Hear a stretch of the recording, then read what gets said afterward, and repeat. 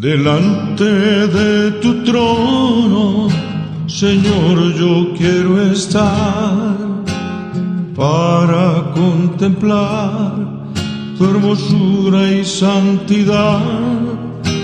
Delante de tu trono, Señor, yo quiero estar para contemplar tu hermosura y santidad y decirte te amo y decirte te adoro y decirte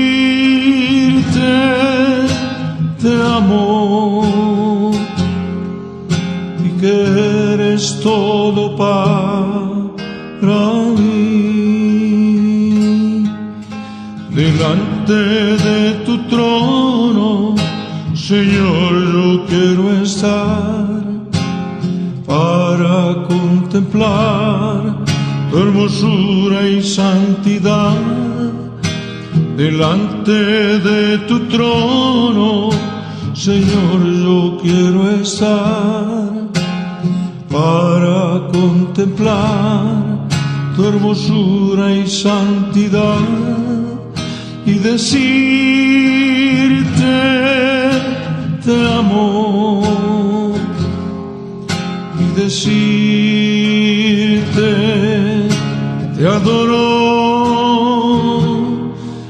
y decirte te amo y que eres todo para mí y que eres todo para mí. Mis amados, un abrazo muy afectuoso, Luis Eduardo López, el siervo de Jesucristo. Continuamos con esta enseñanza sobre la pasión, muerte y resurrección de nuestro Señor Jesucristo.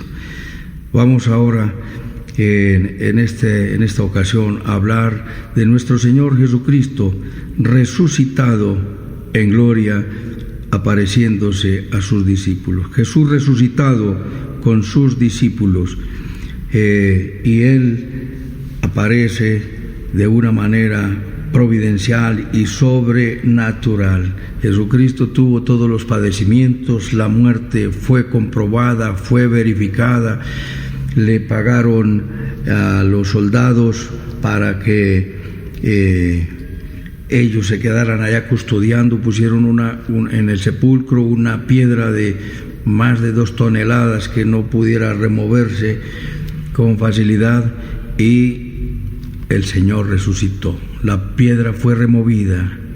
2 ángeles estuvieron al lado, allí en el sepulcro, a los pies y en la cabecera de donde fue puesto el Señor, donde lo vio María Magdalena y se afligió por no haberle visto, y los ángeles le preguntaron: ¿a quién buscas? Y dijo: a Jesús de Nazaret, díganme dónde le pusieron. Y vio a alguien que se le pareció como el hortelano, como el jardinero. Dime dónde le has puesto. Y ahí Jesús se le dejó conocer, lo dejó reconocer.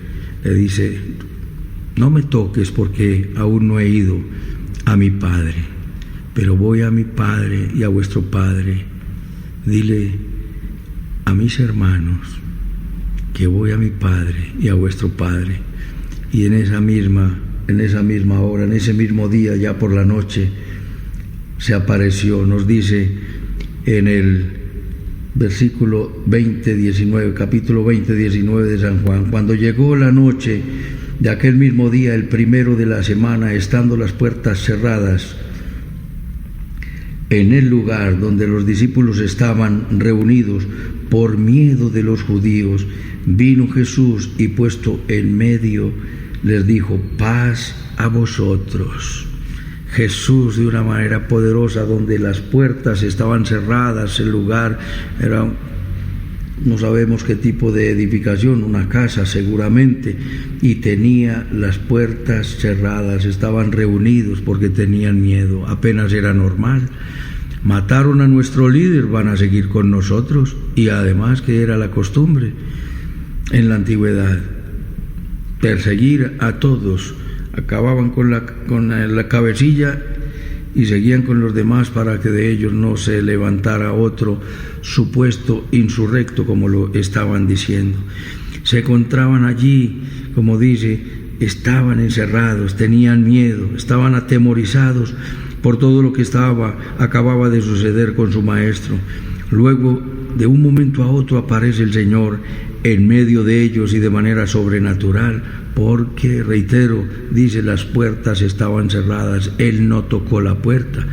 Recuerda cuando Pedro salió de la cárcel poderosamente, providencialmente, y llegó y tocaba la puerta y no le abrían, y tocaba la puerta y no le abrían. Jesús no tocó la puerta, porque en su cuerpo resucitado, Jesús tiene cuerpo.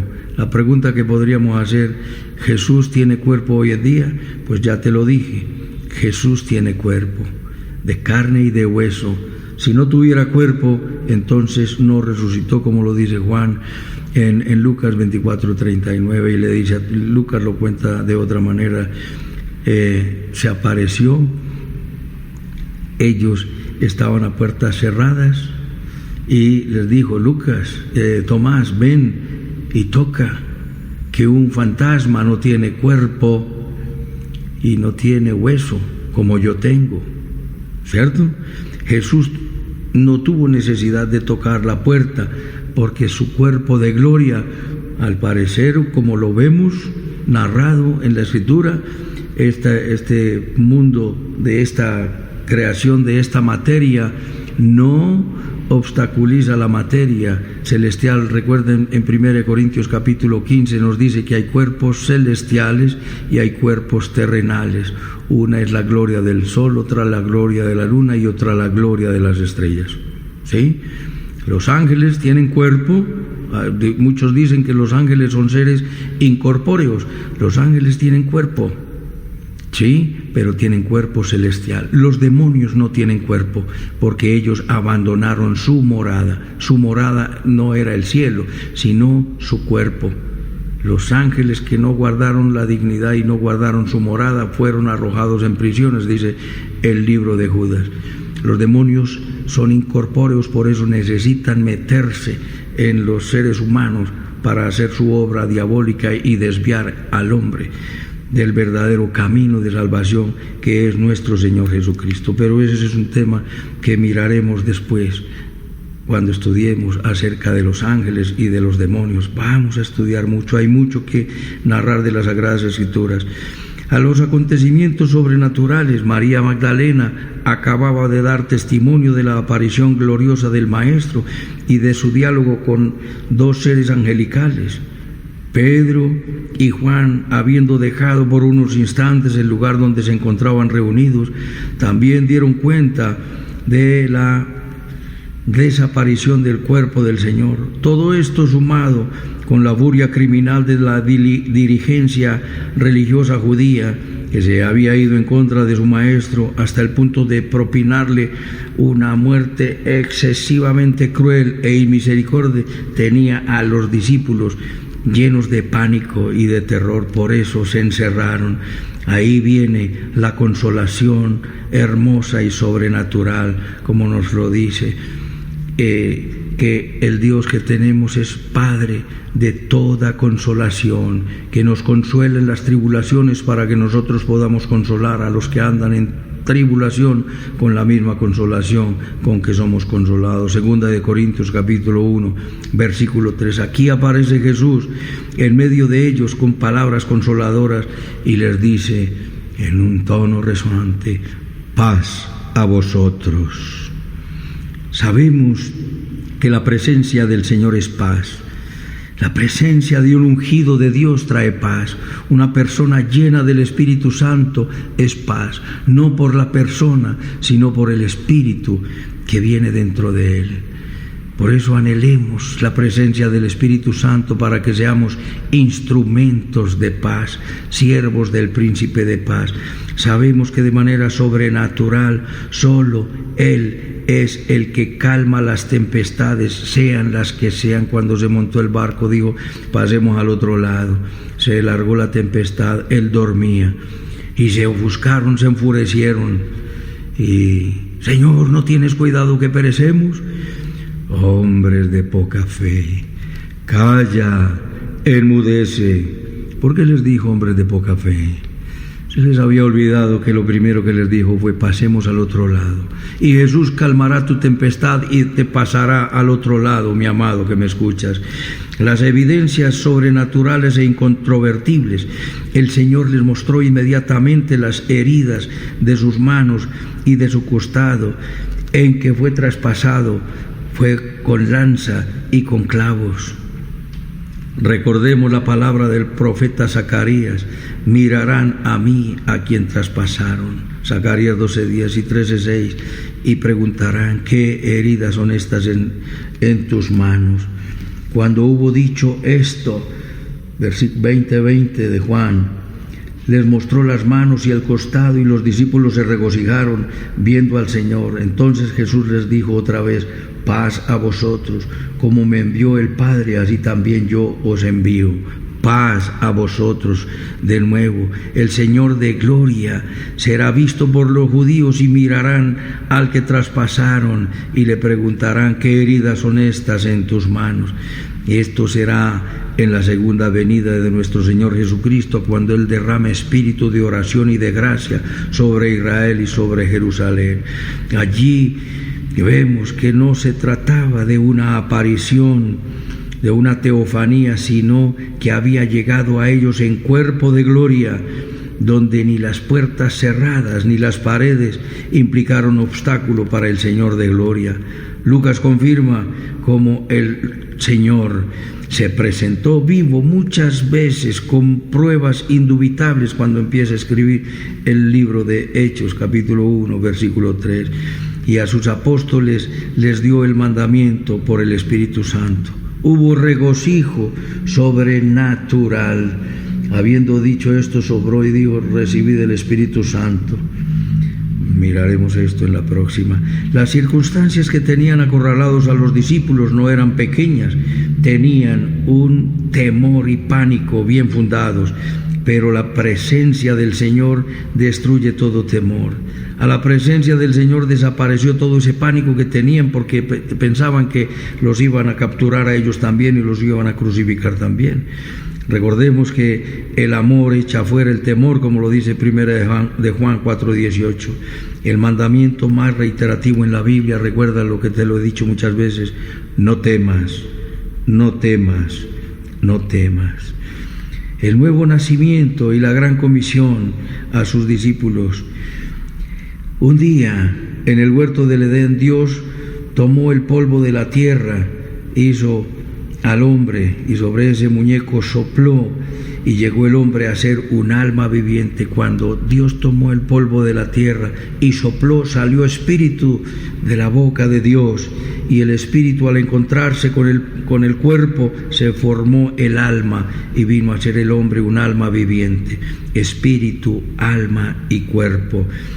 Y el hombre es carne, el que es nacido por el pecado, el hombre murió, es decir, se separó de Dios. Pero ahora, nacidos de nuevo, el creyente es un espíritu que tiene un alma y habita en un cuerpo.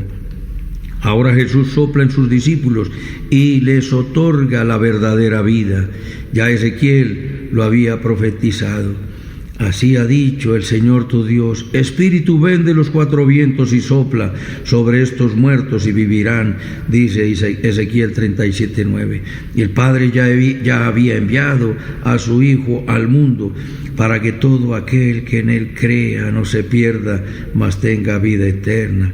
El versículo más hermoso y famoso, todos son hermosos, más famoso Juan 3:16. Ahora es Jesús quien envía a los 12 que había preparado para que dieran testimonio de la vida eterna que Él otorgaba a todo aquel que creyese y se rindiese ante aquel que el Padre había enviado. Ya Jesús había dicho, y esta es la vida eterna, que te conozcan a ti, el único Dios verdadero, y a Jesucristo, a quien has enviado. Juan 17:3. Esta es la vida eterna, que te conozcan a ti y a Jesucristo, a quien has enviado. Jesucristo padeció, Jesucristo vino con gran poder y autoridad, se presentó delante de sus discípulos. Repasamos, Él viene con autoridad y gran poder. La gran comisión dada por nuestro Señor Jesucristo confiere gran valor. ¿Cuál es la gran comisión dada? En Mateo, toda potestad, dice Mateo 28, 18, y dice, toda potestad me es dada en el cielo y en la tierra. 28, 18, Jesús se acercó y les habló diciendo, toda potestad me es dada en el cielo y en la tierra. Por tanto, id y haced discípulos a todas las naciones, bautizándolos en el nombre del Padre y del Hijo y del Espíritu Santo, enseñándoles que guarden todas las cosas que os he mandado. Y he aquí, yo estoy con vosotros todos los días hasta el fin del mundo. Esta gran comisión es el encargo para ir y hacer discípulos. ¿Cómo se hacen los discípulos? Con el discipulado, de ahí viene la palabra discipulado, de disciplina. Hacer discípulos, enseñarles la disciplina del Señor, enseñarles la vida que el Señor había mostrado, no solamente con sus enseñanzas, sino con su propia vida, como nos dice primera de Pedro 2:21, que Cristo nos dio ejemplo para que sigamos sus pisadas, el cual cuando le maldecían no contestaba con maldición y no se halló engaño en su boca. Él encomendaba la causa al que juzga justamente. Y entonces aquí la gran comisión es ir y hacer discípulos. En Marcos 16:15 hay la gran comisión, el gran encargo dado de otra manera. Jesús les dijo, Marcos 16:15, id por todo el mundo y predicad el evangelio a toda criatura. Esto es evangelismo. Hacer discípulos es toda iglesia. Tiene la necesidad de hacer discípulos. Si no hace discípulos, la iglesia está llamada a perecer. Pero nosotros no somos eternos porque Él dejó a 12 encargados. Esos 12 hicieron discípulos y después murieron. Esos discípulos se volvieron maestros, pastores, profetas, evangelistas, pastores o maestros. Él mismo constituyó a uno apóstoles, profetas, evangelistas, pastores y maestros. Dio dones a los hombres para edificar a los santos. Esos son los dones ministeriales dados por nuestro Señor Jesucristo. Este es uno de los dones del Espíritu Santo, el discipulado en Mateo 28, 18. El de hacer creyentes, es decir, evangelismo. Id por todo el mundo y predicad el evangelio a toda criatura. El que creyere y fuere bautizado será salvo. El que no creyere será condenado. Adicionalmente, que los dotó de autoridad y de poder. Cuando Jesucristo viniera, las señales eran en Isaías 35:5 dice, entonces el cojo saltará, la lengua del mudo cantará, los oídos de los sordos se abrirán, los ojos de los ciegos se abrirán. Decid a los de corazón apocado, fortaleceos, fortaleced las manos cansadas, dad ánimo a los de corazón apocado. Estas eran las señales que traería el Mesías cuando viniera.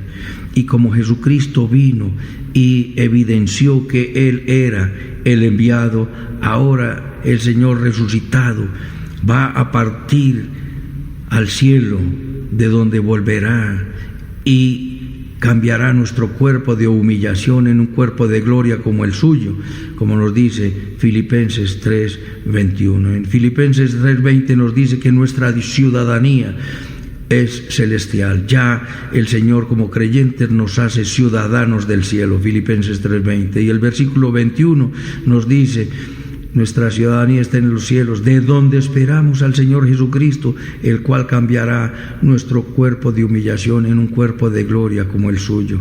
Y en 1 Juan 3:2 dice: aún no somos como habremos de ser, pero cuando le veamos seremos como Él es. Es decir, nuestro cuerpo resucitado en gloria será como el de nuestro Señor Jesucristo. Y si no morimos, que lo que creo más seguro es que nosotros, los que estemos ahora en este cuerpo, en este tiempo, no moriremos, porque lo más seguro no es la muerte. No moriremos porque todos seremos transformados, y Jesucristo regresa ahora en el rapto. En este instante dice: primero resucitan los muertos en Cristo y luego nosotros somos transformados y somos arrebatados juntamente con ellos en las nubes para estar allí con el Señor para siempre. Vamos al cielo, al tribunal de Cristo, y luego a las bodas del Cordero, y regresamos. Pero que el Señor, cuando regrese, nos encuentre trabajando, porque Él dio los dones a los hombres. Los discípulos, como se los he dicho, se volvieron maestros, fueron los apóstoles, enseñaron a otros discípulos, hicieron el discipulado encargado en Mateo 28:18. Los creyentes, los evangelistas hicieron creyentes. El evangelista gana las almas y los lleva a la iglesia. Allá el pastor cuida de ellas, sana sus heridas, sana sus corazones, los cuida y los protege. El maestro les enseña la palabra. El profeta cuida del celo de la palabra y de que no nos desviemos en el pecado. El apóstol es aquel que se encarga de cuidar de la iglesia, establecer la iglesia. Son distintos ministerios. Y nos dice: estas señales seguirán a los que creen en mi nombre, echarán fuera demonios, como Jesús lo hizo. Lo que Jesús hizo, ese poder y esa autoridad, nos la delegó cuando iba a partir. Lo primero que dice es: echarán fuera demonios, hablarán nuevas lenguas y tomarán en las manos serpientes, y si bebieren cosa mortífera no les hará daño. Pondrán las manos sobre los enfermos y ellos sanarán. Primero hacemos la liberación y después oramos por sanidad. Esa es la gran comisión de Marcos, el evangelismo. Y la gran comisión dada por San Juan es en el versículo 20. Cuando hubo dicho esto, les mostró las manos y el costado, y los discípulos se regocijaron. Recuerda que hubo consolación celestial. Paz a vosotros. Se regocijaron al verle. La presencia del Señor es regocijo y es paz. Y Jesús de nuevo les dice en el versículo 21, de nuevo: paz a vosotros. Y ahí les hace el encargo: como me envió a mí el Padre, así también yo os envío. Y habiendo dicho esto, sopló y les dijo: recibid el Espíritu Santo. Y allí fue cuando nacieron de nuevo. En el Antiguo Testamento no había nuevo nacimiento. ¿Cuándo nacieron los del Antiguo Testamento de nuevo? Porque hay que nacer de nuevo para entrar al reino de los cielos. Y los que murieron en el Antiguo Testamento, por eso no iban al cielo, y por eso iban a las partes más profundas de la tierra, donde estaba el paraíso, el seno de Abraham, y a una cima, una cima con un gran abismo separaba del lugar de tormento. Por eso Jesús descendió cuando murió y le dijo al discípulo, al ladrón arrepentido: hoy mismo estarás conmigo en el paraíso, porque cuando murió descendió a las partes más profundas de la tierra y predicó a los espíritus encarcelados. Juan 3. Primera de Pedro 3:19, fue y predicó. Y nos dice Efesios 4:8, subiendo a lo alto llevó cautiva la cautividad. Dice: ¿cómo que subió si antes no había descendido primero a las partes más profundas de la tierra? y subiendo a lo alto llevó cautiva la cautividad. Jesús murió, descendió a las partes más profundas de la tierra, le dijo a todos le escucharon, los que estaban en el lugar de tormento, pero no era una predicación de arrepentimiento, sino de constancia. Yo soy el que soy. Los perdidos se quedaron, pero los que murieron en la gracia de Dios, que estaban en el seno de Abraham o en el paraíso, como nos dice la Escritura, le escucharon, y él subiendo a lo alto llevó cautiva la cautividad, llevó el paraíso. Cuando subía se detuvo, se dejó ver de María Magdalena por un instante: no me toques, no he subido a mi Padre, voy a mi Padre y dile a mis hermanos, porque aún no he ido. Y después, en esa misma noche, se presentó a ellos. Y esto lo vamos a ver en la próxima charla. Subiendo a lo alto, llevó cautiva la cautividad y dio dones a los hombres, a unos evangelistas, pastores, maestros, profetas. Y estos son los dones ministeriales que están en Efesios 4:11. Es la autoridad, el poder y el señorío de nuestro Dios que nos ha hecho el gran encargo para que le sirvamos. Poder y autoridad, esto no viene sino de la mano de nuestro Rey, Señor y Salvador Jesucristo. Jesucristo derrotó el pecado. Jesucristo fue muerto y sepultado y quedó comprobado. Apareció, nos dice la Escritura, que con la prueba de lo dicho, que es algo comprobado, porque ya para terminar nos dice en 1 de Corintios capítulo 15 que Jesucristo, capítulo 15 nos dice: además os declaro, hermanos, el evangelio que os he predicado, dice el apóstol Pablo, el cual también recibisteis, en el cual también perseveráis, por el cual asimismo, si retenéis la palabra que os he predicado, sois salvos, si no creísteis en vano. Esta palabra sí quedó grabada en nuestro corazón y nos dio vida. Creímos en el Espíritu, si no la recibiste en la mente. Recíbela en tu corazón, porque dice: con el corazón se cree para justicia y con la boca se confiesa para salvación. Si no creísteis en vano. Hay que retener la palabra, como dice en Hebreos 10, 38 y 39. El justo por la fe vivirá, y si retrocediere no agradará mi alma. Hebreos 10, 38 y 39. Pero nosotros no somos de los que retroceden, sino de los que perseveran para salvación. Porque primeramente os he enseñado lo que asimismo recibí, que Cristo murió por nuestros pecados conforme a las Escrituras. ¿Qué es lo que hago, mis amados? ¿Qué es lo que hacemos los siervos de Jesucristo?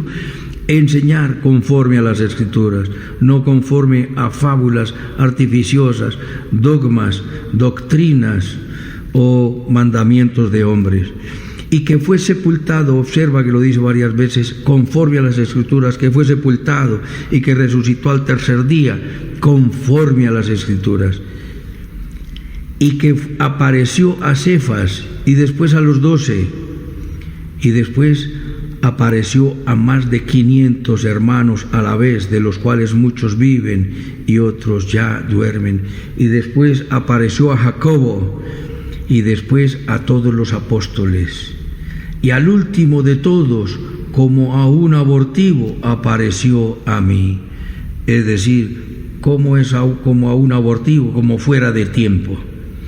Pero fue el apóstol que más trabajó en el establecimiento de la iglesia, más que los 12, porque de los 27 libros, 13 fueron escritos por el apóstol Pablo, de los 27 libros del Nuevo Testamento, y muchos consideran que la epístola a los hebreos fue escrita por él, y otros lo contrarían. Lo cierto del caso es que la prueba de la resurrección está dada, y aquí lo dice claramente: fue muerto y sepultado, resucitó y se apareció. Nos dice Deuteronomio 17:6: por el dicho de una persona no recibirás el testimonio, la acusación contra nadie. Por el dicho de 2 o 3 testigos sí recibirás la acusación, como lo dice también 1 de Timoteo capítulo 5 y 6. Y nos dice que después se apareció a más de 500. Esto es lo que se llama en la legislación, en derecho, la prueba histórico-legal. ¿Cómo reconstruyes el hecho? Por los testimonios. Se reconstruye el hecho. No puedes comprobarle a nadie si desayunaste esta mañana, pero si alguien te vio, pregúntele que ella me vio. Ah, sí, ¿te vieron? Bueno, está establecido. Y a Jesucristo, esto es reconstruido no solo por 2 testigos, sino por más de 500. Mis amados, Jesucristo venció, se apareció a María Magdalena, se apareció a los discípulos, se apareció al incrédulo, se apareció a Tomás. Nos está diciendo aquí en el versículo, Jesús ya terminando se apareció al incrédulo. Tomás en hebreo y en arameo significa mellizo, en griego es equivalente a dídimo. Lo que sí se resalta es su carácter por parte del evangelista. Tomás era un hombre de gran valor y fidelidad. El Señor lo evidenció esto delante del Señor y siempre estuvo dispuesto a ir a la muerte. Dijo entonces Tomás, llamado Dídimo, a sus condiscípulos: vamos también nosotros para que muramos con él. Juan 11:16. Este es un hecho que se pasa por alto, que no es de gran valor en el discípulo y que no deberíamos olvidar. En la mayor de las veces solo tenemos en cuenta los desaciertos de las personas e ignoramos los aciertos y pasamos por alto asuntos de gran valor que deberíamos estimar y resaltar, como este asunto. Era un hombre obstinado, había afirmado que no creería si no ponía los dedos en las llagas del Señor. Nuevamente, el Señor se aparece de manera sobrenatural, estando las puertas cerradas en medio de ellos, y se presenta con pruebas al que las pidió. Tomás fue el autor de la más gloriosa y sublime declaración de exaltación de nuestro Señor Jesucristo, y dijo: Señor mío y Dios mío. Señor mío y Dios mío, nos dice el evangelista. Dice: Tomás respondió 8 días después, en otra aparición, porque la aparición fue el mismo día de la resurrección. 8 días después estaba en otra aparición, dentro de ellos estaba Tomás. Llegó Jesús estando las puertas cerradas y se puso en medio y les dijo: pasa vosotros. Y dijo a Tomás: pon tu dedo y mira mis manos, acerca tu mano y métela en mi costado, y no seas incrédulo sino creyente. Entonces Tomás respondió: Señor mío y Dios mío. Jesús le dijo: porque me has visto, Tomás, creíste. Bienaventurados los que vieron y no creyeron. Lucas también registra este incidente y Tomás dice: Señor mío y Dios mío. No obstante haber sido amonestado por el Señor, evidencia su perseverante lealtad y fidelidad al Maestro. El Maestro de todos los tiempos estuvo presente en la pesca, que también posteriormente sería igualmente sobrenatural. Reflexionemos sobre esto, mis amados. Existen pruebas abundantes e incontrovertibles de la resurrección de nuestro Señor Jesucristo. La historia ha comprobado con total precisión las profecías primeras cumplidas, tales como la del profeta que levantaría a Dios para Israel en Deuteronomio 18:15 al 18. El nacimiento de una virgen, Isaías 7:14. El lugar de su nacimiento, Miqueas 5:2 y 3. Su entrada triunfal en Jerusalén montado en un burro, Zacarías 9:9. La fecha exacta de su muerte, Daniel 9:24 al 27. Sus honras fúnebres y su muerte con los impíos y su sepultura con los ricos, Isaías 53:9. Su resurrección gloriosa, Salmo 16:10, y tantísimas otras. La historia y el cumplimiento de todas estas cosas profetizadas, mis amados, en las Sagradas Escrituras por los profetas y por el mismo Señor Jesucristo, siguen su curso, que no será desviado. Su regreso en gloria para establecer su reino eterno está demasiado cerca. ¡Qué actitud hemos asumido frente a esta inevitable realidad de la restauración de todas las cosas. Hemos aceptado esta irrefutable verdad. Aceptemos a Jesucristo. Inclina tu rostro y dile conmigo: bendito Padre Celestial, te doy las gracias por tu palabra. Te pido perdón por todos mis pecados. Confieso que Jesucristo es mi Señor, mi Dios y mi Salvador. Te entrego mi vida. Te pido, Espíritu Santo, que vengas a mi corazón a establecer tu reino en mi vida. El reino del perdón, del respeto, de la misericordia, de la compasión, de la tolerancia, de la paciencia, de la humildad, de la fidelidad, de la benignidad, de la generosidad, del amor como vínculo perfecto. Te entrego todo mi ser.